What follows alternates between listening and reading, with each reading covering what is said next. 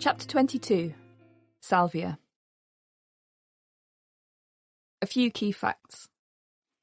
Salvia is found in the leaves of a type of mint plant in the sage family. In terms of the type of drug, it's a bit dissociative, a bit psychedelic. It's quite hard to pin down. Its popularity is unclear. It's not a substance commonly asked about in surveys. Fresh leaves can be chewed, or dried leaves can be smoked or made into tea. Intoxication timescale depends on the method of consumption, but it's short compared to other psychedelics. Intoxication is usually over within an hour. It can make people feel giggly, induce feelings of depersonalization, and can impact on ability to remember you've even taken a substance and an inability to remember who you are. Salvia divinorum is the species name for a plant, a type of mint from the sage family. There are many non-psychoactive types of salvia too. In fact, you can find pretty flowering salvia plants in most garden centres up and down the country. The divinorum in the name is thought to be in reference to traditional use of the plant in medicinal divination. As you may know if you're a Harry Potter fan, divination is the act of foreseeing or prophesying. Medical divination means using oracles and prophecy to treat medical complaints or illnesses. Salvia plants have large green leaves and purpley white flowers. The plant grows native to southern Mexico, the Oaxaca region, but can be cultivated in many parts of the world. It's been used by the Mazatec people there for hundreds of years, within rituals and spiritual experiences, as a herbal remedy for various health complaints, and in the practice of medical divination mentioned earlier. Some researchers believe it to be a hybrid plant, the result of selective pollination over many years. A compound found within the leaves, called salvinorin A, has been the most widely researched and is thought to be involved in the psychoactive effects of the plant. Salvia has been described by the people who've used it as having both a dissociative and a psychedelic intoxication effect. It is an unusual psychoactive drug compared to what we might think of as classic psychedelics, such as LSD, psilocybin, or DMT. At a molecular level, the structure of salvia is very different from these substances, all of which are very similar. It's also quite different in structure to other drugs that have a dissociative effect, like ketamine. Although recently there has been some suggestion that both salvia and ketamine produce their effects by interacting at locations in the brain called K-opioid receptors, which are part of the opioid system. It's not really clear yet to researchers why this action would lead to the effects that are experienced by people who use salvia, though. In fact, there's very little research into salvia. I'm aware I say that for a lot of the drugs in this book, but this is particularly the case for salvia. There's not even any research into how many people use salvia in the UK. There's a little more information in the USA. I spoke to Dr. Joseph Palomar, a drugs researcher at New York University, on Twitter, and he told me that surveys in the US suggest that around 3.4% of 18 to 25-year-olds there had ever tried salvia, while roughly 6.3% of 26 to 34-year-olds ever had. The number of people who had used it in the past year was much lower, less than 0.5%. How salvia causes the experiences it does is poorly understood, and we know relatively little about who uses salvia recreationally, how often, and why. So when you're listening to the rest of this chapter, do bear that in mind, because although I'll talk about things like prevalence of use, potential reasons for using, and some of the short and long-term effects of the substance, this is based on only small amounts of evidence. This doesn't mean that it's wrong, but it means that there might be a lot of uncertainty around any estimates made. Why might salvia appeal? Compared to other psychedelics, perhaps with the exception of DMT, salvia gives a much shorter intoxication experience. This might make it more appealing to some. It's also more intense, certainly at higher doses than LSD or mushrooms. Until the Psychoactive Substances Bill was brought into the UK in 2016, salvia was legal, which might have given some the impression that it was a relatively safe substance. But that's not necessarily the case. What are the short-term effects? Salvia can be consumed in a few ways. Fresh leaves can be held in the mouth and chewed, so the salvinorin A is released into the mouth and absorbed into the bloodstream from there. Dried salvia leaves can be smoked or made into a drink by mixing with water.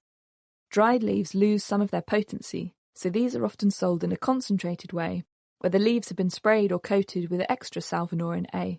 So sometimes, dried salvia can be sold at various different concentrations. The preparations can be flavoured with fruit extracts to make them more palatable, and concentrated solutions or tinctures of salvia are also available in some places. Using substances that have had psychoactive compounds sprayed on them can be really risky.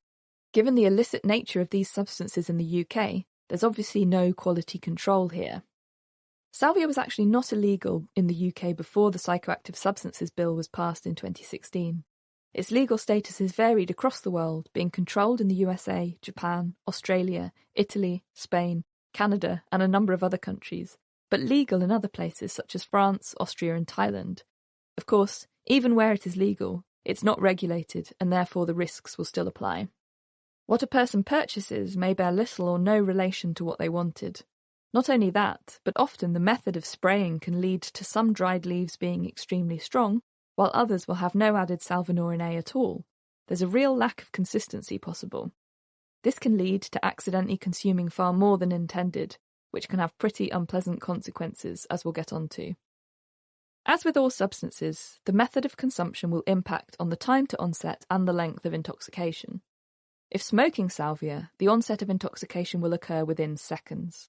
It will peak at around 5 to 10 minutes and will be over within half an hour.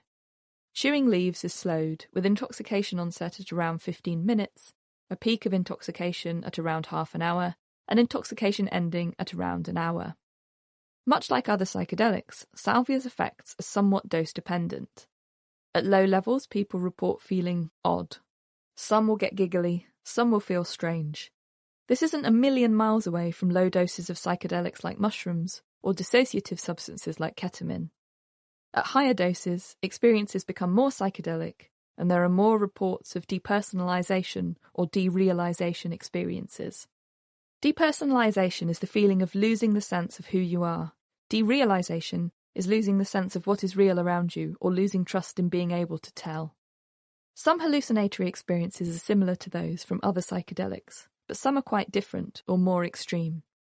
In particular, people who use salvia report more severe time perception alterations from salvia compared to other psychedelics. Salvia intoxication seems to be a full-body experience. People report feeling as if they're falling, or they're being pulled or dragged around. At very high doses, effects can get even more extreme. It is not uncommon for people to lose the ability to remember that they have taken a drug, and some people cannot remember who they are. Some people report encounters with other beings, or complete emergence in an alternate reality during intoxication. Spiritual experiences are also sometimes reported. A survey conducted in the UK in 2010 asked people who used salvia why they took it. Some reported using it for self-exploration or for what they referred to as personal psychotherapy. It goes without saying, but I'm saying it anyway, that a psychedelic or dissociative trip is in no way equivalent to psychotherapy from a qualified therapist and really shouldn't be seen in this way. Although some people do report pleasurable experiences from salvia intoxication, such as calmness and relaxation, improved mood, or an intensification of sensual experiences, it is common for a salvia trip not to be pleasurable. The survey also found people reporting audio but not visual hallucinations, feeling socially withdrawn, mental confusion, amnesia, and anxiety after taking salvia. They also reported psychomotor dysfunction. It would be terribly dangerous to drive while under the influence of salvia, and it may also be risky to consume it in a public place. Salvia intoxication can induce hallucinations or perceptual changes that might encourage the person experiencing them to want to get up and move around while intoxicated. So thinking about where, when, and with whom you take salvia is extremely important if you're considering using it. Being in a location where you can't hurt yourself is vital, and this is true for all psychedelics, but particularly for salvia, it is strongly advisable to have a sitter with you if you choose to take it, who can look after you until the intoxication experience is over, even if you're used to taking psychedelics. Something that people who use salvia report, which is different from other psychedelics, is the feeling that the trip is something happening to them rather than something that they are involved with or part of. Less pleasant symptoms of salvia intoxication include confusion and disorientation. Not very surprising considering what I've just said. Fear, dizziness, and an increased heart rate.